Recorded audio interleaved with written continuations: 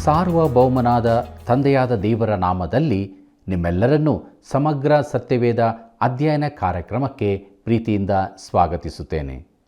ಪ್ರಿಯರೇ, ದೇವರ ವಾಕ್ಯದ ಧ್ಯಾನವು ಬಲವಾಗಿ ಮುಂದೆ ಸಾಗಿ ಅನೇಕರು ಬೆಳಕಿಗೂ ಸತ್ಯಕ್ಕೂ ಬರುವಂತಾಗಲು ಹಿಂದೆ ನಾವು ತಿಳಿಸುವ ದೂರವಾಣಿ ಸಂಖ್ಯೆಗೆ ಕರೆ ಮಾಡಿ ಈ ಸೇವೆಯನ್ನು ಬೆಂಬಲಿಸಿರಿ. ಪ್ರಿಯರೇ, ಇಂದಿನ ಕಾರ್ಯಕ್ರಮದಲ್ಲಿ ಯಾಜಕಾಂಡ ಪುಸ್ತಕದ ಅಧ್ಯಯನವು ನಮಗೆ ಭೂಮಿಯ ಕುರಿತಾದ ಮಹಾನಿಯಮಗಳಿಗೆ ಅಂತಿಮ ಮಾತು, ವಿವಿಧ ರೀತಿಯ ಹರಕೆಗಳ ವಿನಿಮಯ ಎಂಬ ಸತ್ಯಗಳನ್ನು ತಿಳಿಸಲಿದೆ. ಆದುದರಿಂದ ಬನ್ನಿರಿ, ಕಾರ್ಯಕ್ರಮವನ್ನು ವೀಕ್ಷಿಸಿ ದೇವರ ಆಶೀರ್ವಾದಗಳನ್ನು ಹೊಂದಿಕೊಳ್ಳೋಣ. ಕರ್ತನಲ್ಲಿ ಪ್ರೀತಿಯುಳ್ಳ ಸಹೋದರ ಸಹೋದರಿಯರೇ, ಶ್ರೇಷ್ಠ ಮಹಾಯಾಜಕನಾಗಿರುವ ಯೇಸು ಕ್ರಿಸ್ತನ ಪರಿಶುದ್ಧವುಳ್ಳ ನಾಮದಲ್ಲಿ ನಿಮ್ಮೆಲ್ಲರಿಗೂ ಹೃದಯಪೂರ್ವಕವಾದ ಪ್ರೀತಿಯ ವಂದನೆಗಳು. ಪ್ರೀತಿಯುಳ್ಳ ದೇವಜನರೇ, ಯಾಜಕಾಂಡ ಪುಸ್ತಕ ಅಧ್ಯಯನದ ಕೊನೆಯ ಕಾರ್ಯಕ್ರಮಕ್ಕೆ ನಾವು ಬಂದಿದ್ದೇವೆ. ಇಂದಿನ ಕಾರ್ಯಕ್ರಮದಲ್ಲಿ ಯಾಜಕಾಂಡ ಪುಸ್ತಕ 26 ಮತ್ತು 27ನೇ ಅಧ್ಯಾಯಗಳನ್ನು ಧ್ಯಾನ ಮಾಡಲಿದ್ದೇವೆ. ಕಳೆದೆಲ್ಲ ದಿವಸಗಳಲ್ಲಿ ದೇವರು ಈ ಧ್ಯಾನದಲ್ಲಿ ನಮಗೆ ತೋರಿಸಿದಂಥ ಪ್ರೀತಿ, ಕೃಪೆ, ಕರುಣೆ ಮತ್ತು ಆತನು ತಿಳಿಸಿದಂಥ ಸತ್ಯಗಳಿಗಾಗಿ ಆತನನ್ನು ಕೊಂಡಾಡುತ್ತಾ ನಮ್ಮ ಅಧ್ಯಯನವನ್ನು ಪ್ರಾರಂಭಿಸೋಣ. ಪ್ರಿಯರೇ, 26ನೇ ಅಧ್ಯಾಯದ ಮುಖ್ಯ ಪ್ರಸ್ತಾಪ ಭೂಮಿಯ ಕುರಿತಾದ ಮಹಾನಿಯಮಗಳಿಗೆ ಅಂತಿಮ ಮಾತು, ಆಶೀರ್ವಾದಗಳ ವಾಗ್ದಾನ, ದಂಡನೆಯನ್ನು ತಿಳಿಸುವುದು, ಮೂಲ ಪುರುಷರಿಗೆ ಮಾಡಿದ ವಾಗ್ದಾನಗಳ ವಿವರಣೆ ಎಂಬುದಾಗಿ. ಪ್ರಿಯರೇ, ಇದು ಒಂದು ವಿಶೇಷ ಅಧ್ಯಾಯವಾಗಿದೆ. ಈವರೆಗಿನ ಇಸ್ರಾಯೇಲ್ಯರ ವಾಗ್ದಾತ ದೇಶದ ವಾಸದ ಪೂರ್ಣ ಚರಿತ್ರೆಯನ್ನು ಪ್ರಸ್ತಾಪಿಸಲಾಗಿದೆ. ಅವರು ಭವಿಷ್ಯದಲ್ಲಿ ಆ ದೇಶವನ್ನು ಸ್ವಾಧೀನಪಡಿಸಿಕೊಳ್ಳಲು ಬೇಕಾದ ಶರ್ತಗಳನ್ನು ಕೊಟ್ಟಿದೆ. ಯಾಜಕಾಂಡದ ಉಳಿದ ಭಾಗಕ್ಕೆ ಜೋಡಣೆಯಂತೆ ಈ ಅಧ್ಯಾಯವಿರುತ್ತದೆ. ಈ ಭಾಗದಲ್ಲಿ ವಿಶೇಷ ಆತ್ಮಿಕ ಪಾಠಗಳಾಗಲಿ ಚಿತ್ರಣಗಳಾಗಲಿ ಇಲ್ಲ. ಆದರೆ ಇಸ್ರಾಯೇಲ್ಯರಿಗೆ ಅವರ ಭವಿಷ್ಯದ ಕುರಿತಾಗಿ ಯೆಹೋವ ದೇವರು ನುಡಿದ ನೇರ ಮಾತುಗಳು ಇವೆ. ಚರಿತ್ರೆಯನ್ನು ಮುಂದಾಗಿ ಬರೆದು ಇಸ್ರಾಯೇಲ್ಯರು ಕಾನಾನ್ ದೇಶವನ್ನು ಸೇರುವುದಕ್ಕೂ ಅಲ್ಲಿ ನೆಲೆಗೊಳ್ಳುವುದಕ್ಕೂ ಇರುವ ಮೂಲ ಆಧಾರವನ್ನು ಪ್ರಕಟಿಸುತ್ತದೆ. ಪ್ರೀತಿಯುಳ್ಳ ದೇವಜನರೇ, ಇದು ಆದರೆಗಳ ಅಧ್ಯಾಯವಾಗಿದೆ. 9 ಬಾರಿ ಹೀಗಾದರೆ ಎಂಬ ಮಾತು ಬರುತ್ತದೆ. ಅವರು ದೇಶಕ್ಕೆ ಸೇರುವುದಕ್ಕಿರುವ ಶರ್ತಗಳನ್ನು ತಿಳಿಸಿದೆ. ನಾನು ಮಾಡುತ್ತೇನೆ ಎಂಬ ಮಾತು 24 ಬಾರಿ ಬರುತ್ತದೆ. ಅವರ ಪ್ರತಿಕ್ರಿಯೆಗನುಸಾರವಾಗಿ ದೇವರು ಕ್ರಿಯೆ ಪ್ರತಿಕ್ರಿಯೆಗಳನ್ನು ತೋರಿಸ್ತಾನೆ. ದೇವರು ಅವರಿಗೆ ದೇಶವನ್ನು ಕೊಟ್ಟಿದ್ದಾನೆ, ಆದರೆ ಅವರ ಪ್ರತಿಕ್ರಿಯೆಯನ್ನು ಅವಲಂಬಿಸಿ ಅವರ ಪ್ರವೇಶವಿರುತ್ತದೆ. ದೇಶದಲ್ಲಿ ಆಶೀರ್ವಾದ ಹೊಂದುವುದಕ್ಕೆ ವಿಧೇಯತೆಯೇ ಮೂಲವಾಗಿದೆ. ಈ ಅಧ್ಯಾಯವು ಅವರ ಚರಿತ್ರೆಯ ಕಾಲಮಾನವಾಗಿರುವುದು ಮಾತ್ರವಲ್ಲದೆ ಅವರಿಗೆ ದೊರಕುವ ಆಶೀರ್ವಾದಗಳ ಅಳತೆಯ ಮಾಪನವೂ ಆಗಿರುತ್ತದೆ. ಅವರು ಆ ದೇಶಕ್ಕೆ ಸೇರುವುದು, ಅಲ್ಲಿನ ಮಣ್ಣು, ಸಮೃದ್ಧ ಬೆಳೆ ಇವೆಲ್ಲವೂ ದೇವರ ದಯೆಯನ್ನು ತಿಳಿಸುತ್ತದೆ. ಅವರು ದೇಶದಿಂದ ದೂರವಾಗುವುದು, ಬರಗಾಲ, ಕ್ಷಾಮ ಇವುಗಳು ಅವರ ಅವಿಧೇಯತೆಗಾಗಿ ದೇವರು ಕೊಡುವ ನ್ಯಾಯದಂಡನೆಯನ್ನು ತಿಳಿಸುತ್ತದೆ. ಪ್ರೀತಿಯುಳ್ಳ ಸಹೋದರ ಸಹೋದರಿಯರೇ, ಕ್ರಿಸ್ತ ಯೇಸುವಿನಲ್ಲಿ ನಮಗೆ ಪರಲೋಕದ ಸಕಲ ಆಶೀರ್ವಾದಗಳು ಕೊಡಲ್ಪಟ್ಟಿವೆ. ಆದರೆ ಅದಕ್ಕೆ ಕೆಲವು ಶರ್ತಗಳೂ ಸೇರಿಕೊಂಡಿವೆ. ದೇವರು ನಮ್ಮನ್ನು ಪ್ರೀತಿಸುತ್ತಾನೆ ಮತ್ತು ನಮಗೆ ತನ್ನ ಆಶೀರ್ವಾದಗಳನ್ನು ಸುರಿಸಬೇಕೆಂದಿದ್ದಾನೆ. ಆದರೆ ಅದಕ್ಕೆ ನಾವು ಲಕ್ಷ್ಯ ಕೊಡದೆ ತಾತ್ಸಾರ ಮಾಡಿದರೆ, ಪಾಪಗಳನ್ನು ಮಾಡಿ ಆತನ ಚಿತ್ತದಿಂದ ಹೊರ ನಡೆದರೆ, ಹೀಗಾದಲ್ಲಿ ಆತನ ಪ್ರೀತಿಯ ಕಿರಣ ನಮ್ಮನ್ನು ತಲುಪುವುದಿಲ್ಲ. ಪ್ರೀತಿಯುಳ್ಳ ದೇವಜನರೇ, ನಮ್ಮ ಧ್ಯಾನದಲ್ಲಿ ದೇಶದ ಕುರಿತಾದ ಮಹಾ ನಿಯಮಗಳ ಕೊನೆ ಎಂಬ ವಿಚಾರವನ್ನು ನೋಡೋಣ. ನಮ್ಮ ಧ್ಯಾನವನ್ನು ಮುಂದುವರಿಸುವ ಹಾಗೆ ಯಾಜಕಾಂಡ ಪುಸ್ತಕ 26ನೇ ಅಧ್ಯಾಯ 1 ಮತ್ತು 2ನೇ ವಚನಗಳನ್ನು ಗಮನಿಸೋಣ. ಅಲ್ಲಿ ಹೀಗೆ ಬರೆದದೆ: ನೀವು ವಿಗ್ರಹಗಳನ್ನು ಮಾಡಿಕೊಳ್ಳಬಾರದು, ಕೆತ್ತಿದ ಪ್ರತಿಮೆಯನ್ನಾಗಲಿ ಕಲ್ಲು ಕಂಬವನ್ನಾಗಲಿ ನಿಲ್ಲಿಸಿಕೊಳ್ಳಬಾರದು. ಅಡ್ಡ ಬೀಳುವುದಕ್ಕಾಗಿ ವಿಚಿತ್ರವಾಗಿ ಕೆತ್ತಿದ ಕಲ್ಲುಗಳನ್ನು ನಿಮ್ಮ ದೇಶದಲ್ಲಿ ಇಡಬಾರದು. ನಾನೇ ಯೆಹೋವನೆಂಬ ನಿಮ್ಮ ದೇವರು. ನಾನು ನೇಮಿಸಿರುವ ಸಬ್ಬತ್ ದಿನಗಳನ್ನು ನೀವು ಆಚರಿಸಬೇಕು. ನನ್ನ ದೇವಸ್ಥಾನದ ವಿಷಯದಲ್ಲಿ ಭಯಭಕ್ತಿಯುಳ್ಳವರಾಗಿರಬೇಕು. ನಾನು ಯೆಹೋವನು ಎಂಬುದಾಗಿ. ಕರ್ತನಲ್ಲಿ ಪ್ರಿಯರೇ, ಈ 2 ವಚನಗಳು ದಶಾಜ್ಞೆಗಳ ಮೊದಲ ಭಾಗದ ಸಾರಾಂಶವಾಗಿದ್ದು ದೇವರೊಂದಿಗಿನ ಮಾನವನ ಸಂಬಂಧವನ್ನು ಸೂಚಿಸುತ್ತದೆ. ದೇಶದಲ್ಲಿ ವಾಸವನ್ನು ಮುಂದುವರಿಸುವುದಕ್ಕೆ ಇವು ಅವಶ್ಯವಾಗಿರುತ್ತದೆ. ಅವರು ದೇಶವನ್ನು ಸ್ವಾಧೀನ ಮಾಡಿಕೊಳ್ಳಬೇಕಾದರೆ ಈ ನಿಯಮಗಳನ್ನು ಪಾಲಿಸಲೇಬೇಕಾಗಿದೆ. ಅವರಿಗೆ ದೇಶವು ಕೊಡಲ್ಪಟ್ಟಿದೆ, ಆದರೆ ಅವರು ಅದನ್ನು ವಶಪಡಿಸಿಕೊಳ್ಳುವುದು, ಅನುಭವಿಸುವುದು ದೇವರಿಗೆ ಅವರು ತೋರಿಸುವ ವಿಧೇಯತೆಯನ್ನು ಅವಲಂಬಿಸಿರುತ್ತದೆ. ಪ್ರಿಯರೇ, ಮುಂದುವರೆದು ನಾವು ಆಶೀರ್ವಾದಗಳ ವಾಗ್ದಾನ ಎಂಬ ವಿಚಾರವನ್ನು ನೋಡೋಣ. ನಮ್ಮ ಧ್ಯಾನದಲ್ಲಿ ನಾವು ಮುಂದುವರಿಯುವ ಹಾಗೆ ಯಾಜಕಾಂಡ ಪುಸ್ತಕ 26ನೇ ಅಧ್ಯಾಯ 3ರಿಂದ 6ನೇ ವಚನದವರೆಗೆ ಗಮನಿಸುವಾಗ ನಾವು ಅದರಲ್ಲಿ ಈ ವಿಚಾರಗಳನ್ನು ಕಂಡುಕೊಳ್ಳುತ್ತೇವೆ. ನೀವು ಹೀಗೆ ಮಾಡಿದರೆ ಎಂಬ ಮಾತಿನಿಂದ ಇವೆಲ್ಲವೂ ಆರಂಭವಾಗಿರುತ್ತದೆ. ದೇವರು ನೇಮಕ ಮಾರ್ಗದಲ್ಲಿ ಅವರು ನಡೆದರೆ ದೇವರು ಈ ಸಂಗತಿಗಳನ್ನು ವಾಗ್ದಾನ ಮಾಡುತ್ತಾನೆ. ದೇವರು ಪ್ರಕಟಪಡಿಸಿದ ಆತನ ಚಿತ್ತಕ್ಕೆ ಅವರ ವಿಧೇಯತೆಯ ಮೇಲೆ ಅವರ ವಾಗ್ದಾತ ದೇಶವಾಸವು ಅವಲಂಬಿತವಾಗಿದೆ. ಅವರಲ್ಲಿ ಸ್ವತಂತ್ರ ಆಯ್ಕೆಯ ಬುದ್ಧಿಯಿದೆ ಎಂದು ಆತನಿಗೆ ತಿಳಿದದೆ. ಆದರೆ ಅವರು ವಿಧೇಯರಾದರೆ ದೇವರು ಅವರನ್ನು ಆಶೀರ್ವದಿಸುತ್ತಾನೆ. ಪ್ರೀತಿಯುಳ್ಳ ದೇವಜನರೇ, ನಮ್ಮ ಧ್ಯಾನದಲ್ಲಿ ಮುಂದುವರಿಯುವ ಹಾಗೆ ಯಾಜಕಾಂಡ ಪುಸ್ತಕ 26ನೇ ಅಧ್ಯಾಯ 7 ಮತ್ತು 8ನೇ ವಚನವನ್ನು ಗಮನಿಸೋಣ. ಅಲ್ಲಿ ಹೀಗೆ ನೋಡುತ್ತೇವೆ: ನೀವು ನಿಮ್ಮ ವೈರಿಗಳನ್ನು ಓಡಿಸುವಿರಿ, ಅವರನ್ನು ಕತ್ತಿಯಿಂದ ಸಂಹರಿಸುವಿರಿ. ನಿಮ್ಮಲ್ಲಿ 5 ಮಂದಿಯು 100 ಮಂದಿಯನ್ನು, 100 ಮಂದಿಯು 10,000 ಮಂದಿಯನ್ನು ಓಡಿಸುವರು. ನಿಮ್ಮ ಶತ್ರುಗಳು ನಿಮ್ಮ ಕತ್ತಿಯಿಂದ ಹತರಾಗುವರು ಎಂಬುದಾಗಿ. ಪ್ರೀತಿಯುಳ್ಳ ಸಹೋದರ ಸಹೋದರಿಯರೇ, ವೈರಿಗಳ ಮೇಲಣ ಜಯವು ಅವರಿಗಾಗುವ ಆಶೀರ್ವಾದದ ಒಂದು ಭಾಗವಾಗಿದೆ. ನಾವು ತಿಳಿಯುವಂತೆ ಇದು ಅನೇಕ ಬಾರಿ ಕೈಗೂಡಿದೆ. ಅವರು ದೇವರ ಕಡೆಗೆ ತಿರುಗಿಕೊಂಡಾಗ ದೇವರು ಒಬ್ಬ ಸಮುವೇಲನನ್ನು, ದಾವೀದನನ್ನು, ದೆಬೋರಳನ್ನು, ಗಿದ್ಯೋನ ಇಲ್ಲವೇ ಎಲಿಯನನ್ನು ಎಬ್ಬಿಸಿದನು. ದೇವರು ತನ್ನ ವಾಗ್ದಾನಗಳು ನೆರವೇರುವಂತೆ ಇವರನ್ನು ಎಬ್ಬಿಸಿದನು. ಅವರು ತಮ್ಮ ಆಶೀರ್ವಾದದ ಭಾಗವಾಗಿ ಶತ್ರುಗಳ ಮೇಲೆ ಜಯವನ್ನು ಹೊಂದಿದರು. ಪ್ರೀತಿಯುಳ್ಳ ಸಹೋದರ ಸಹೋದರಿಯರೇ, ನಮ್ಮ ಧ್ಯಾನದಲ್ಲಿ ಮುಂದುವರಿಯುವಾಗೆ ಯಾಜಕಾಂಡ ಪುಸ್ತಕ 26ನೇ ಅಧ್ಯಾಯ 9 ಮತ್ತು 10ನೇ ವಚನಗಳನ್ನು ಗಮನಿಸುವಾಗ ನಾವು ತಿಳಿದುಕೊಳ್ಳುವಂಥ ಸತ್ಯಗಳು ಏನೆಂದರೆ, ಜನಸಂಖ್ಯಾ ಸ್ಫೋಟವು ಇಸ್ರಾಯೇಲರಲ್ಲಿನ ಆಶೀರ್ವಾದದ ಒಂದು ಭಾಗವಾಗಿದೆ. ಆದರೆ ಈ ದಿನಗಳಲ್ಲಿ ಅದು ಒಂದು ಆಶೀರ್ವಾದವಾಗಿ ಪರಿಗಣಿಸಲ್ಪಟ್ಟಿಲ್ಲ. ಜನಸಂಖ್ಯೆ ಹೆಚ್ಚಳದಿಂದಾಗಿ ಆಹಾರದ ಕೊರತೆಯುಂಟಾಗುವುದಿಲ್ಲ. ಯಾಕಂದರೆ ಆಹಾರೋತ್ಪತ್ತಿ ಎಷ್ಟು ಹೆಚ್ಚಾಗುತ್ತದೆಂದು ಅವರು ಹೊಸದಕ್ಕೆ ಸ್ಥಳ ಮಾಡಿಕೊಡುವುದಕ್ಕಾಗಿ ಹಳೆಯದನ್ನು ತೆಗೆಯಬೇಕಾಗಿತ್ತು.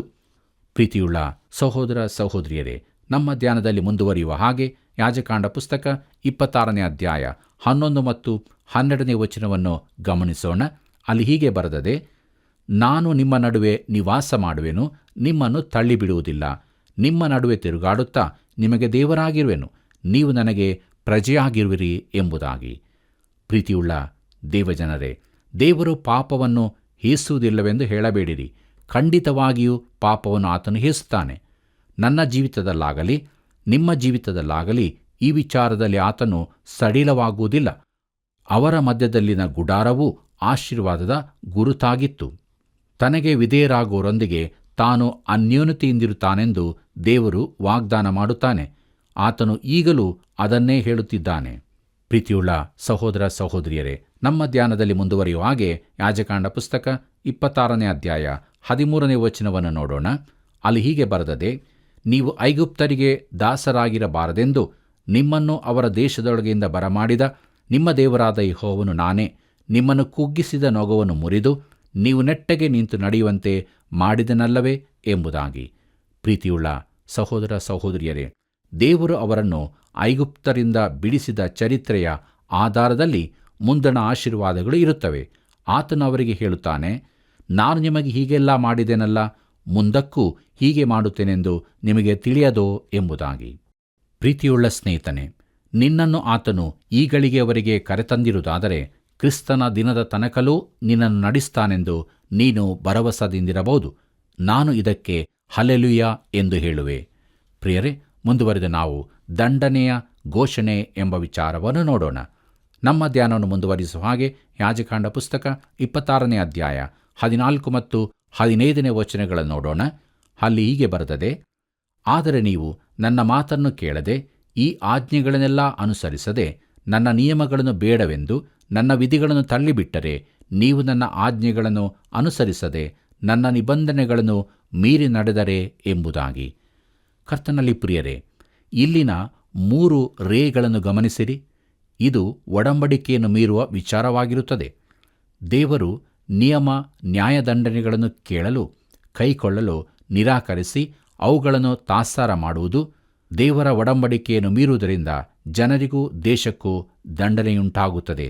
ಕರ್ತನಲ್ಲಿ ಪ್ರೀತಿಯುಳ್ಳ ದೇವಜನರೇ, ನಮ್ಮ ಧ್ಯಾನದಲ್ಲಿ ಮುಂದುವರಿಯುವ ಹಾಗೆ ಯಾಜಕಾಂಡ ಪುಸ್ತಕ 26ನೇ ಅಧ್ಯಾಯ 16ನೇ ವಚನದಿಂದ 20ನೇ ವಚನದವರೆಗೆ ದಯವಿಟ್ಟು ನಿಮ್ಮ ಸತ್ಯವೇದದಲ್ಲಿ ನೀವು ಓದಿಕೊಳ್ಳಬೇಕಾಗಿ ಪ್ರೀತಿಯಿಂದ ಕೇಳಿಕೊಳ್ಳುತ್ತೇನೆ.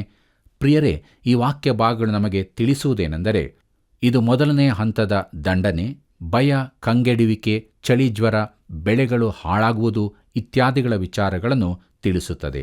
ಎರಡನೆಯ ಹಂತದ ದಂಡನೆ, ಅವರು ತಮ್ಮ ಅವಿಧೇಯತನದಲ್ಲೇ ಮುಂದುವರೆದರೆ ದೇವರು ಅವರ ಶಿಕ್ಷೆಯನ್ನು 7ರಷ್ಟು ಹೆಚ್ಚಿಸುವನು. ಇದು ಪೂರ್ಣ ದಂಡನೆಯಾಗಿದೆ. ಅವರ ಅಹಂಕಾರವು ನಾಶವಾಗುವುದು, ಮಳೆಯಾಗುವುದಿಲ್ಲ ಮತ್ತು ಸತತವಾಗಿ ಬೆಳೆ ನಾಶವಾಗುವುದು ಎಂಬುದಾಗಿ. ಬನ್ನಿರಿ ಪ್ರಿಯರೇ, ಮುಂದುವರೆದ ನಾವು ಯಾಜಕಾಂಡ ಪುಸ್ತಕ 26ನೇ ಅಧ್ಯಾಯ 21 ಮತ್ತು 22ನೇ ವಚನಗಳನ್ನು ನೋಡೋಣ. ಅಲ್ಲಿ ಹೀಗೆ ಬರೆದದೆ, ನೀವು ನನ್ನ ಮಾತನ್ನು ಕೇಳಲೊಲ್ಲದೆ ನನಗೆ ವಿರೋಧವಾಗಿ ನಡೆದರೆ ನಾನು ನಿಮ್ಮ ಪಾಪಗಳ ನಿಮಿತ್ತ ಇನ್ನೂ 7ರಷ್ಟಾಗಿ ನಿಮ್ಮನ್ನು ಬಾಧಿಸುವೆನು. ನಿಮ್ಮ ಮೇಲೆ ಕಾಡು ಮೃಗಗಳನ್ನು ಬರಮಾಡುವೆನು. ಅವು ನಿಮ್ಮನ್ನು ಸಂತಾನವಿಲ್ಲದವರನ್ನಾಗಿ ಮಾಡುವವು. ನಿಮ್ಮ ಪಶುಗಳನ್ನು ಕೊಲ್ಲುವವು. ನಿಮ್ಮನ್ನು ಸ್ವಲ್ಪ ಮಂದೆಯನ್ನಾಗಿ ಮಾಡುವವು. ನಿಮ್ಮ ದಾರಿಗಳು ಹಾಳು ಬೀಳುವವು ಎಂಬುದಾಗಿ. ಕರ್ತನಲ್ಲಿ ಪ್ರಿಯರೇ, ಇದು 3ನೇ ಹಂತದ ದಂಡನೆ. ರೋಗಗಳು, ಕ್ರೂರ ಮೃಗಗಳು ಅವರ ಸಂತಾನವನ್ನು ನಾಶ ಮಾಡುತ್ತದೆ.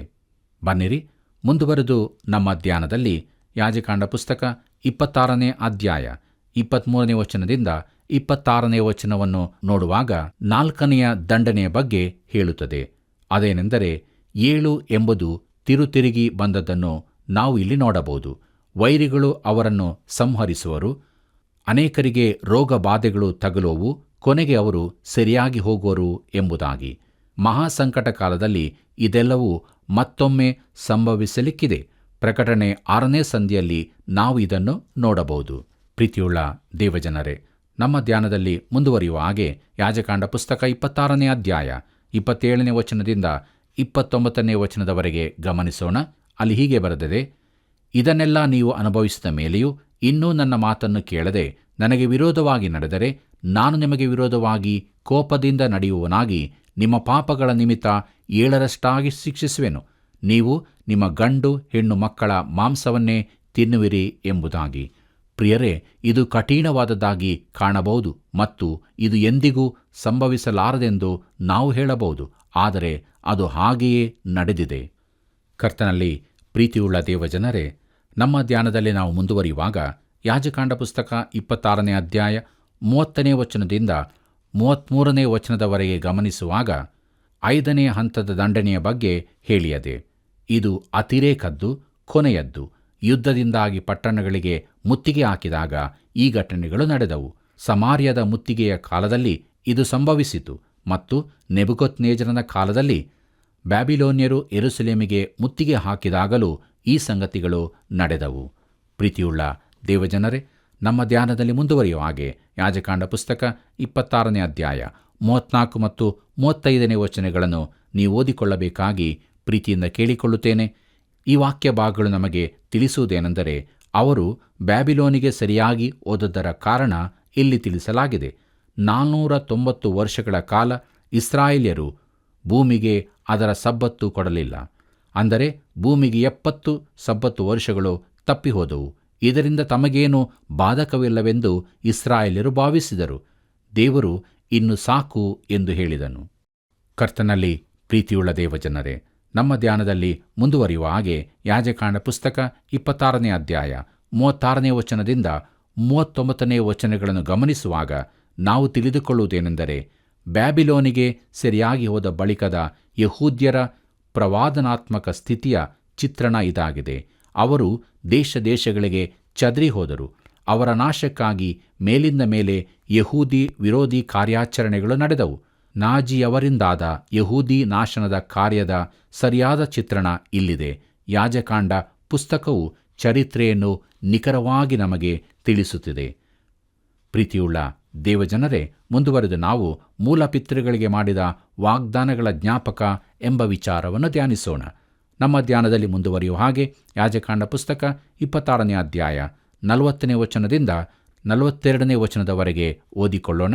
ಅಲ್ಲಿ ಹೀಗೆ ನೋಡುತ್ತೇವೆ, ಆದರೆ ಅವರು ತಾವು ತಮ್ಮ ಪಿತೃಗಳು ನನಗೆ ದ್ರೋಹಿಗಳಾಗಿ ಪಾಪ ಮಾಡಿದವರೆಂದು ತಾವು ನನಗೆ ವಿರುದ್ಧವಾಗಿ ನಡೆದದ್ದರಿಂದಲೇ ನಾನು ತಮಗೆ ವಿರೋಧವಾಗಿ ನಡೆದುಕೊಂಡು ಶತ್ರು ದೇಶಕ್ಕೆ ಸೆರೆಯವರನ್ನಾಗಿ ಬರಮಾಡಬೇಕಾಯಿತೆಂದು ಒಪ್ಪಿ ತಮ್ಮ ಮೊಂಡಾದ ಮನಸ್ಸನ್ನು ನನ್ನ ಆಜ್ಞೆಗೆ ಒಳಪಡಿಸಿ ತಮ್ಮ ಪಾಪದಿಂದುಂಟಾದ ಶಿಕ್ಷೆಯನ್ನು ಸ್ವೀಕರಿಸುವುದಾದರೆ ನಾನು ಯಾಕೋಬ್, ಈಸಾಕ್, ಅಬ್ರಹಾಂ ಇವರಿಗೆ ಮಾಡಿದ ವಾಗ್ದಾನಗಳನ್ನು ನೆನಪಿಗೆ ತಂದುಕೊಂಡು ನೆರವೇರಿಸುವೆನು. ಅವರ ಸ್ವದೇಶವನ್ನು ನಾನು ದಯೆಯಿಂದ ಜ್ಞಾಪಿಸಿಕೊಳ್ಳುವೆನು ಎಂಬುದಾಗಿ. ಕರ್ತನಲ್ಲಿ ಪ್ರಿಯರೇ, ಇಸ್ರಾಯೇಲಿಗೆ ಆ ದೇಶದ ಮೇಲೆ ಪೂರ್ಣ ಹಕ್ಕು ಇದೆ ಎಂಬ ಅಂಶವು ಮೇಲಿನ ಯಾವ ಸಂಗತಿಗಳಿಂದಲೂ ಬದಲಾಗುವುದಿಲ್ಲ. ಇದು ಒಂದು ಅದ್ಭುತವಾದ ಪ್ರವಾದನೆ. ದೇವರು ಕಾಲ ಬಂದಾಗ ಅದನ್ನು ನೆರವೇರಿಸುತ್ತೇನೆಂದು ಹೇಳುತ್ತಾನೆ. ಪ್ರೀತಿಯುಳ್ಳ ದೇವಜನರೇ, ನಮ್ಮ ಅಧ್ಯಯನದಲ್ಲಿ ಮುಂದೆ ಸಾಗುವ ಹಾಗೆ ಯಾಜಕಾಂಡ ಪುಸ್ತಕ 26ನೇ ಅಧ್ಯಾಯ 43ನೇ ವಚನದಿಂದ 46ನೇ ವಚನದವರೆಗೆ ದಯವಿಟ್ಟು ನೀವು ಓದಿಕೊಳ್ಳಬೇಕಾಗಿ ಪ್ರೀತಿಯಿಂದ ಕೇಳಿಕೊಳ್ಳುತ್ತೇನೆ. ಪ್ರಿಯರೇ, ಈ ವಾಕ್ಯ ಭಾಗಗಳು ನಮಗೆ ತಿಳಿಸುವ ಮುಖ್ಯಾಂಶಗಳೇನೆಂದರೆ, ಈ ಭಾಗಗಳನ್ನು ಓದಿದ ಮೇಲೆ ಇಸ್ರಾಯೇಲ್ಯರನ್ನು ದೇವರು ಬಿಟ್ಟು ಬಿಟ್ಟನೆಂದು ಹೇಳಬಹುದೋ? ದೇವರು ತಾನು ಹೇಳಿದಂತೆ ನಡೆಯುತ್ತಾನೆಂದು ನೀನು ನಂಬುವುದಾದರೆ ಆತನು ಅವರನ್ನು ಇನ್ನೂ ಬಿಟ್ಟು ಬಿಟ್ಟಿಲ್ಲ. ಯಾಜಕಾಂಡದಲ್ಲಿ ಧರ್ಮಶಾಸ್ತ್ರ ನಿಯಮಗಳನ್ನು ಕೊಡುವುದರ ಕೊನೆಯ ಭಾಗಕ್ಕೆ ನಾವು ಬಂದಿದ್ದೇವೆ. ದೇವರು ಮೋಶೆಯ ಮುಖಾಂತರ ಕೊಡಲ್ಪಟ್ಟ ಪಂಚಗ್ರಂಥವನ್ನು ದೃಢಪಡಿಸುತ್ತಾನೆ. ಈ ವಚನದೊಂದಿಗೆ ಈ ಪುಸ್ತಕವು ಮುಗಿಯುವಂತೆ ಕಂಡುಬಂದರೂ ಅದು ಮುಗಿಯುವುದಿಲ್ಲ. ಪ್ರಿಯರೇ, ದೇವರ ಕೃಪೆಯಿಂದ ಯಾಜಕಾಂಡ ಪುಸ್ತಕದ 26ನೇ ಅಧ್ಯಾಯ ಧ್ಯಾನವನ್ನು ಮುಗಿಸಿ ಯಾಜಕಾಂಡ ಪುಸ್ತಕದ ಕೊನೆಯ ಅಧ್ಯಾಯ ಅಂದರೆ 27ನೇ ಅಧ್ಯಾಯದ ಧ್ಯಾನಕ್ಕೆ ಬಂದಿದ್ದೇವೆ. ಇದರ ಮುಖ್ಯ ಪ್ರಸ್ತಾಪ ವ್ಯಕ್ತಿಗಳ ಕುರಿತಾದ ಹರಕೆಗಳ ವಿನಿಮಯ, ಪ್ರಾಣಿಗಳ ಕುರಿತಾದ ಹರಕೆಗಳ, ಮನೆಗಳ ಕುರಿತಾದ ಹರಕೆಗಳ ಮತ್ತು ಭೂಮಿಯ ಕುರಿತಾದ ಹರಕೆಗಳ ವಿನಿಮಯ, ಹರಕೆಗಳಿಲ್ಲದ ದೇವರದ್ದಾಗಿರುವ ಸಂಗತಿಗಳು ಎಂಬುದಾಗಿದೆ. ಪ್ರಿಯರೇ, ಈ ಅಧ್ಯಾಯವನ್ನು ಓದುವಾಗ ಇದು ಇಲ್ಲಿ ಯಾಕೆ ಇದೆ ಎಂದು ನೀವು ಆಶ್ಚರ್ಯಪಡಬಹುದು. ಯಾಜಕಾಂಡ ಪುಸ್ತಕದ ಹಿನ್ನುಡಿಯಾಗಿ ಇದನ್ನು ಕಾಣಬಹುದು. ಹರಕೆಗಳ ಒಂದು ಮುಖ್ಯ ಲಕ್ಷಣವೆಂದರೆ ಅದು ಸ್ವೇಚ್ಛೆಯ ವಿಚಾರವಾಗಿದೆ. ಅದು ಆಜ್ಞೆ, ಆಚಾರಗಳು, ವಿಧಿವಿಧಾನಗಳ ಬಳಿಕ ಬರುತ್ತದೆ. ದೇವರು ಮೊದಲನೇ ಹೆಜ್ಜೆಯನ್ನು ನಮ್ಮಿಂದ ಕೇಳಿದಾಗ ನಾವು ಇಡುವ ಎರಡನೇ ಹೆಜ್ಜೆಯೇ ಹರಕೆಯಾಗಿದೆ. ಅದು ಕೃತಜ್ಞತೆಯ ಹೃದಯದ ಪ್ರತಿಕ್ರಿಯೆಯಾಗಿದೆ. ಕರ್ತನಲ್ಲಿ ಪ್ರಿಯರೇ, ನಮ್ಮ ಧ್ಯಾನವನ್ನು ಮುಂದುವರಿಸುವ ಹಾಗೆ ಯಾಜಕಾಂಡ ಪುಸ್ತಕ 27ನೇ ಅಧ್ಯಾಯ 1 ಮತ್ತು 2ನೇ ವಚನವನ್ನು ಗಮನಿಸೋಣ. ಯೆಹೋವನು ಮೋಶೆಗೆ ಹೇಳಿದ್ದೇನೆಂದರೆ, ನೀನು ಇಸ್ರಾಯೇಲರಿಗೆ ಹೀಗೆ ಆಜ್ಞಾಪಿಸು, ಯಾವನಾದರೂ ಮನುಷ್ಯರ ಪ್ರಾಣಗಳನ್ನು ಯೆಹೋವನಿಗೆ ಹರಕೆ ಮಾಡಿ ಪ್ರತಿಷ್ಠಿಸಿದರೆ ಅವುಗಳನ್ನು ಬಿಡಿಸುವುದಕ್ಕೆ ದೇವರ ಸೇವೆಗೆ ನೇಮಕವಾದ ರೂಪಾಯಿಯ ಮೇರೆಗೆ ನೀವು ಅವನಿಂದ ಕೊಡಿಸಬೇಕಾದ ಈಡು ಹೇಗೆಂದರೆ ಎಂಬುದಾಗಿ. ಕರ್ತನಲ್ಲಿ ಪ್ರಿಯರೇ, ಹರಕೆ ಮಾಡಿ ಪ್ರತಿಷ್ಠಿಸಿದರೆ ಎಂಬುದನ್ನು ನೋಡುವಾಗ ತನಗೆ ಇಷ್ಟವಾದದ್ದನ್ನು ಹರಕೆಯಲ್ಲಿ ಉಪಯೋಗಿಸಿದರೆ ಎಂಬುದಾಗಿ. ಪ್ರೀತಿಯುಳ್ಳ ದೇವಜನರೇ, ನಮ್ಮ ಅಧ್ಯಯನದಲ್ಲಿ ಮುಂದೆ ಸಾಗುವ ಹಾಗೆ ಯಾಜಕಾಂಡ ಪುಸ್ತಕ 27ನೇ ಅಧ್ಯಾಯ 3ನೇ ವಚನದಿಂದ 8ನೇ ವಚನದವರೆಗೆ ದಯವಿಟ್ಟು ನೀವು ಓದಿಕೊಳ್ಳಬೇಕಾಗಿ ಪ್ರೀತಿಯಿಂದ ಕೇಳಿಕೊಳ್ಳುತ್ತೇನೆ. ಈ ವಾಕ್ಯ ಭಾಗಗಳು ಈಡು ಹಣದ ಮೌಲ್ಯವನ್ನು ಪ್ರಾಯಕ್ಕೆ ಸರಿಯಾಗಿ ನಿರ್ಧರಿಸುತ್ತಿದ್ದರೆ ಹೊರತು ವ್ಯಕ್ತಿಯ ಸಾಮಾಜಿಕ ಸ್ಥಾನಮಾನದಿಂದಲ್ಲ ಎಂಬುದನ್ನು ನಮಗೆ ತಿಳಿಸುತ್ತದೆ. ಪರಲೋಕದಲ್ಲಿ ಐಶ್ವರ್ಯವಂತನ ಅಪಾರ ಐಶ್ವರ್ಯಕ್ಕಿಂತಲೂ ವಿಧವೆಯ ದುಗ್ಗಾಣಿಗೆ ಹೆಚ್ಚು ಬೆಲೆ ಇರುತ್ತದೆ. ಬನ್ನಿರಿ ಪ್ರೇರೆ, ಮುಂದುವರೆದು ನಮ್ಮ ಧ್ಯಾನದಲ್ಲಿ ಪ್ರಾಣಿಗಳ ಹರಕೆಗೆ ಈಡು ಹಣ ಎಂಬ ವಿಚಾರವನ್ನು ನೋಡೋಣ. ನಮ್ಮ ಧ್ಯಾನದಲ್ಲಿ ಮುಂದುವರಿಯುವ ಹಾಗೆ ಯಾಜಕಾಂಡ ಪುಸ್ತಕ 27ನೇ ಅಧ್ಯಾಯ 9 ಮತ್ತು 10ನೇ ವಚನದ ಮುಖ್ಯಾಂಶಗಳು ನಮಗೆ ತಿಳಿಯಪಡಿಸುವುದೇನೆಂದರೆ, ದೇವರು ಹೇಳುತ್ತಾನೆ, ಬದಲಾಯಿಸಕೂಡದು ಎಂಬುದಾಗಿ. ನೀನು ದೇವರಿಗಾಗಿ ಏನನ್ನಾದರೂ ಮಾಡುತ್ತೇನೆಂದು ಹೇಳಿರುವುದಾದರೆ ಅದನ್ನು ಹಾಗೆಯೇ ಮಾಡಬೇಕಾಗುತ್ತದೆ. ಕರ್ತನಲ್ಲಿ ಪ್ರಿಯರೇ, ನಮ್ಮ ಧ್ಯಾನದಲ್ಲಿ ಮುಂದುವರಿಯುವ ಹಾಗೆ ಯಾಜಕಾಂಡ ಪುಸ್ತಕ 27ನೇ ಅಧ್ಯಾಯ 11ನೇ ವಚನದಿಂದ 13ನೇ ವಚನದವರೆಗೆ ಗಮನಿಸೋಣ. ಅಲ್ಲಿ ಹೀಗೆ ನೋಡುತ್ತೇವೆ, ಯೆಹೋವನಿಗೆ ಸಮರ್ಪಿಸಕೂಡದ ಬೇರೆ ಜಾತಿಯ ಪಶುವನ್ನು ಪ್ರತಿಷ್ಠಿಸಿದ್ದಾದರೆ ಅದನ್ನು ಯಾಜಕನ ಮುಂದೆ ನಿಲ್ಲಿಸಬೇಕು. ಅದು ಒಳ್ಳೆಯದೋ ಕೆಟ್ಟದೋ ಎಂದು ಯಾಜಕನು ನೋಡಿಕೊಂಡು ಅದರ ಬೆಲೆ ಇಷ್ಟೆಂದು ನಿರ್ಣಯಿಸಬೇಕು. ಯಾಜಕನು ನಿರ್ಣಯಿಸಿದ ಬೆಲೆ ಸ್ಥಿರವಾಗಿರುವುದು. ಹರಕೆ ಮಾಡುವವನು ಅದನ್ನು ಬಿಡಿಸಿಕೊಳ್ಳಬೇಕೆಂದಿದ್ದರೆ ಅದರ ಕ್ರಯದೊಡನೆ 5ನೇ ಭಾಗವನ್ನು ಹೆಚ್ಚಾಗಿ ಕೊಡಬೇಕು ಎಂಬುದಾಗಿ. ಕರ್ತನಲ್ಲಿ ಪ್ರಿಯರೇ, ಅಶುದ್ಧ ಪ್ರಾಣಿಯನ್ನು ಹರಕೆಯಾಗಿ ಹೇಳಿಕೊಳ್ಳಬಹುದು, ಆದರೆ ಅದನ್ನು ಅರ್ಪಿಸಕೂಡದು. ಯಾಜಕನು ಆ ಪ್ರಾಣಿಯ ಕ್ರಯವನ್ನು ಗೊತ್ತು ಮಾಡಿ ವ್ಯಕ್ತಿಯು ಅದರ ಈಡು ಹಣದೊಂದಿಗೆ 5ನೇ ಒಂದಂಶವನ್ನು ಹೆಚ್ಚಾಗಿ ಕೊಡಬೇಕು. ಇದು ಅಶುದ್ಧ ಪ್ರಾಣಿಯನ್ನು ಹರಕೆ ಹೇಳಿದಕ್ಕೆ ದಂಡನೆಯಾಗಿದೆ. ಪ್ರೀತಿಯುಳ್ಳ ದೇವಜನರೇ, ಮುಂದುವರೆದು ನಾವು ನೋಡುತ್ತೇವೆ, ಮನೆಗೆ ಬದಲಾಗಿ ಈಡು ಹಣದ ಲೆಕ್ಕ ಎಂಬುದಾಗಿ. ಪ್ರಿಯರೇ, ಈ ವಿಚಾರವನ್ನು ನಾವು ಯಾಜಕಾಂಡ ಪುಸ್ತಕದ 27ನೇ ಅಧ್ಯಾಯ 14 ಮತ್ತು 15ನೇ ವಚನದಲ್ಲಿ ನೋಡುತ್ತೇವೆ. ಒಬ್ಬನಿಗೆ ಅವನ ಮನೆ ಅತಿ ವಿಶೇಷವಾದ ಸೊತ್ತಾಗಿರುತ್ತದೆ. ಅವನು ಅದನ್ನು ದೇವರಿಗೆ ಹರಕೆಯಾಗಿ ಹೇಳಬಹುದು. ಆ ಮನೆಯನ್ನು ಬಿಡಿಸಿಕೊಳ್ಳುವಾಗ ಅದರ ಈಡು ಬೆಲೆಯು 1/5 ಹೆಚ್ಚಾಗಿ ತೆರಬೇಕಾಗುತ್ತದೆ.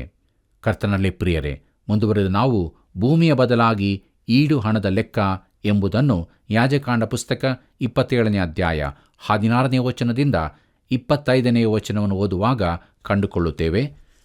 ಪ್ರಿಯರೇ, ಇದು ಸ್ವಲ್ಪ ಕಷ್ಟಕರವಾದ ವ್ಯವಸ್ಥೆಯಾಗಿದ್ದಿರಬೇಕು. ಭೂಮಿಯು ದೇವರದ್ದಾದರೂ ಅದನ್ನು ಹರಕೆಯಾಗಿ ಕೊಡಬಹುದಿತ್ತು. ಆ ಭೂಮಿಯ ಉತ್ಪತ್ತಿಗನುಸಾರವಾಗಿ ಅದರ ಬೆಲೆಯನ್ನು ನಿರ್ಧರಿಸಬೇಕು. ಯಾಕೆಂದರೆ ಜುಬಿಲಿ ಸಂವತ್ಸರದಲ್ಲಿ ಎಲ್ಲ ಭೂಮಿಗಳು ಅದರದರ ಮೂಲ ಯಜಮಾನನಿಗೆ ಸಲ್ಲಬೇಕಾಗಿತ್ತು. ಕರ್ತನಲ್ಲಿ ಪ್ರಿಯರೇ, ನಮ್ಮ ಧ್ಯಾನದಲ್ಲಿ ಮುಂದುವರೆದು ನೋಡುವಾಗ ಹರಕೆಯಲ್ಲದೆ ದೇವರದಾಗಿರುವ 3 ಸಂಗತಿಗಳು ಎಂಬುದನ್ನು ನೋಡುತ್ತೇವೆ. ನಮ್ಮ ಧ್ಯಾನವನ್ನು ಮುಂದುವರಿಸುವ ಹಾಗೆ ದಯವಿಟ್ಟು ಯಾಜಕಾಂಡ ಪುಸ್ತಕದ 27ನೇ ಅಧ್ಯಾಯದ 26ನೇ ವಚನದಿಂದ 33ನೇ ವಚನದವರೆಗೆ ನೀವು ಓದಿಕೊಳ್ಳಬೇಕಾಗಿ ಪ್ರೀತಿಯಿಂದ ಕೇಳಿಕೊಳ್ಳುತ್ತೇನೆ. ಮನುಷ್ಯನ ಹಾಗೂ ಪ್ರಾಣಿಗಳ ಚೊಚ್ಚಲ ಸಂತಾನವು ಈಗಾಗಲೇ ದೇವರಿಗೆ ಸೇರಿದ್ದಾಗಿರುತ್ತದೆ. ಅದನ್ನು ಹರಕೆಯಾಗಿ ಸಲ್ಲಿಸಲಾಗದು. ತನ್ನ ಹಕ್ಕನ್ನು ಕಾಪಾಡಬೇಕೆಂದು ದೇವರು ಇಲ್ಲಿ ಹೇಳುತ್ತಾನೆ. ಹರಕೆಯಾಗಿ ಒಪ್ಪಿಸಬಾರದಾದ 2ನೇ ಸಂಗತಿಯೆಂದರೆ ಈಗಾಗಲೇ ಹರಕೆಯಾಗಿ ಹೇಳಲ್ಪಟ್ಟ ಮನುಷ್ಯ, ಪ್ರಾಣಿ ಇಲ್ಲವೇ ಭೂಮಿಯಾಗಿದೆ. ಪ್ರಿಯರೇ, ಹರಕೆಯಾಗಿ ಒಪ್ಪಿಸಬಾರದ 3ನೇ ಸಂಗತಿ ಏನೆಂದರೆ 10ರಲ್ಲಿ 1 ಪಾಲು ಎಂಬುದೇ. ಈಗಾಗಲೇ ಇದು ದೇವರಿಗೆ ಸೇರಿದ್ದಾಗಿರುತ್ತದೆ. ಪ್ರೀತಿಯುಳ್ಳ ದೇವಜನರೇ, ನಮ್ಮ ಕಾರ್ಯಕ್ರಮದ ಅಂತ್ಯಭಾಗದಲ್ಲಿ ಯಾಜಕಾಂಡ ಪುಸ್ತಕದ 27ನೇ ಅಧ್ಯಾಯದ ಕೊನೆಯ ವಚನ ಅಂದರೆ 34ನೇ ವಚನ ಹೀಗೆ ಹೇಳುತ್ತದೆ: ಯೆಹೋವನು ಸಿನಾಯಿ ಬೆಟ್ಟದಲ್ಲಿ ಮೋಶೆಯ ಮೂಲಕ ಇಸ್ರಾಯೇಲರಿಗೆ ಕೊಟ್ಟ ಆಜ್ಞೆಗಳು ಇವೇ ಎಂಬುದಾಗಿ. ಪ್ರೀತಿಯುಳ್ಳ ದೇವಜನರೇ, ಈ ವಚನದಲ್ಲಿ ಯಾಜಕಾಂಡ ಪುಸ್ತಕದ ಸಾರಾಂಶ ಹಾಗೂ ಸಮಾಪ್ತಿ ಇದೆ. 27ನೇ ಅಧ್ಯಾಯವು ಹೆಚ್ಚಿಗೆ ಸೇರಿಸದ್ದಾಗಿರದೆ ಮಾನವನ ಕಡೆಗಿನ ದೇವರ ಯೋಚನೆ ಹಾಗೂ ನಿಯಮಗಳ ಒಂದು ಭಾಗವೇ ಆಗಿದೆ. ಪ್ರೀತಿಯುಳ್ಳ ದೇವಜನರೇ, ದೇವರ ಕೃಪೆಯಿಂದ ಯಾಜಕಾಂಡ ಪುಸ್ತಕದ ಅಧ್ಯಯನವನ್ನು ಮಾಡುವಂತೆ ದೇವರು ನಮಗೆ ಸಹಾಯ ಮಾಡಿದ್ದಾನೆ. ಬಹು ಅಮೂಲ್ಯವಾದ ಸತ್ಯಗಳು, ದೇವರ ನಿಯಮಗಳು ಪಾಲಿಸಿದರೆ ಆಶೀರ್ವಾದ, ಅವಿಧೇಯರಾದರೆ ಶಾಪ. ಇಸ್ರಾಯೇಲರಿಗೆ ಹೇಗೆ ಹೇಳಲ್ಪಟ್ಟಿತೋ ಆತನ ವಿಶ್ವಾಸಿಗಳಾದ ನಮಗೂ ಕೂಡ ದೇವರು ಅದನ್ನೇ ಹೇಳುವನಾಗಿದ್ದಾನೆ. ಆದ್ದರಿಂದ ದೇವರ ಕೃಪೆಗಾಗಿ ವಿಶ್ವಾಸಿಗಳಾದ ನಾವು ಆ ಕೃಪೆಗೆ ತಕ್ಕ ಹಾಗೆ ಜೀವಿಸೋಣ. ದೇವರ ಆಶೀರ್ವಾದವನ್ನು ಹೊಂದಿಕೊಳ್ಳೋಣ. ಕರ್ತನ ಕೃಪೆಯು ಸದಾ ನಿಮ್ಮ ಸಂಗಡ ಇರಲಿ. ಪ್ರಿಯರೇ, ದೇವರ ಮಹಾಕೃಪೆಯಿಂದ ಯಾಜಕಾಂಡ ಪುಸ್ತಕದ ಅಧ್ಯಯನವನ್ನು ಮಾಡಿ ಯಜ್ಞಗಳು ಹೇಗೆ ಕ್ರಿಸ್ತನ ಛಾಯೆಯಾಗಿದೆ ಎಂಬುದನ್ನು ತಿಳಿದುಕೊಂಡೆವು. ದೇವರಾತ್ಮನು ತಿಳಿಸಿದ ಸತ್ಯಗಳಿಗಾಗಿ ಆತನನ್ನು ಕೊಂಡಾಡೋಣ. ನಾವು ಕೂಡ ನಮ್ಮ ಜೀವಿತದಲ್ಲಿ ದೇವರ ಯೋಚನೆಯಂತೆ ಆತನ ವಾಕ್ಯಕ್ಕೆ ವಿಧೇಯರಾಗಿ, ಪರಿಶುದ್ಧರಾಗಿ, ಸತ್ಯವಂತರಾಗಿ ಕ್ರಿಸ್ತನ 2ನೇ ಬರೋಣವನ್ನು ಎದುರು ನೋಡುತ್ತಾ ಸಿದ್ಧರಾಗಿ ಜೀವಿಸೋಣ. ಬನ್ನಿರಿ ಪ್ರಾರ್ಥನೆ ಮಾಡೋಣ. ಕೃಪೆಯಲ್ಲಿ ಐಶ್ವರ್ಯವುಳ್ಳಂಥ ನಮ್ಮ ರಕ್ಷಕನಾದ ಯೇಸು ಸ್ವಾಮಿಯಲ್ಲಿ ತಂದೆಯಾದ ದೇವರೇ, ನೀನು ತೋರಿಸಂಥ ಮಹಾಕೃಪೆಗಾಗಿ, ಪ್ರೀತಿ ಕರುಣೆಗಳಿಗಾಗಿ ನಿನಗೆ ಸ್ತೋತ್ರ. ನಿನ್ನ ಕೃಪೆಯ ಮೂಲಕವೇ ನಾವು ರಕ್ಷಿಸಲ್ಪಟ್ಟಿದ್ದೇವೆ. ಆದುದರಿಂದ ಯಾವಾಗಲೂ ನಿನ್ನ ಕೃಪೆಗೆ ವಿಧೇಯರಾಗಿ ನಾವು ನಮ್ಮ ಜೀವಿತದಲ್ಲಿ ಮುನ್ನಡೆಯುವುದಕ್ಕೆ ಸಹಾಯ ಮಾಡು. ನಮ್ಮಲ್ಲಿರುವಂಥ ಎಲ್ಲ ಬಲಹೀನತೆಗಳನ್ನು ತೆಗೆದುಹಾಕು. ತಂದೆಯಾದ ದೇವರೇ, ಲೋಕವನ್ನು ಕರುಣಿಸು. ಲೋಕದಲ್ಲಿರುವಂಥ ಎಲ್ಲ ಅಂಧಕಾರಗಳಿಂದ ಜನರನ್ನು ಬಿಡಿಸು ಸ್ವಾಮಿ. ನಿನ್ನ ಕೃಪೆಯನ್ನೇ ಆತುಕೊಂಡು ನಿನಗಾಗಿ ಪ್ರತಿಯೊಬ್ಬರು ಜೀವಿಸಿ ನಿನ್ನಲ್ಲಿ ನೆಲೆಯಾಗುವುದಕ್ಕೆ ಸಹಾಯ ಮಾಡು. ಯೇಸುವಿನ ನಾಮದಲ್ಲಿ ಬೇಡಿದ್ದೇವೆ ತಂದೆಯೇ, ಆಮೆನ್. ಪ್ರಿಯರೇ, ಸತ್ಯವೇದ ಅಧ್ಯಯನದ ಈ ಕಾರ್ಯಕ್ರಮವು ಇನ್ನೂ ಬಲವಾಗಿಯೂ ಅರ್ಥಗರ್ಭಿತವಾಗಿಯೂ ಮುನ್ನಡೆಯಲು ನಿಮ್ಮ ಕರೆಯು ಬಹು ಅಮೂಲ್ಯವಾಗಿದೆ. ಆದುದರಿಂದ ಹಿಂದೆ ಕರೆ ಮಾಡಿರಿ. ಮುಂದಿನ ಹೊಸ ಪುಸ್ತಕದ ಅಧ್ಯಯನಕ್ಕೆ ನಾವು ಸಿದ್ಧರಾಗೋಣ. ವಂದನೆಗಳು.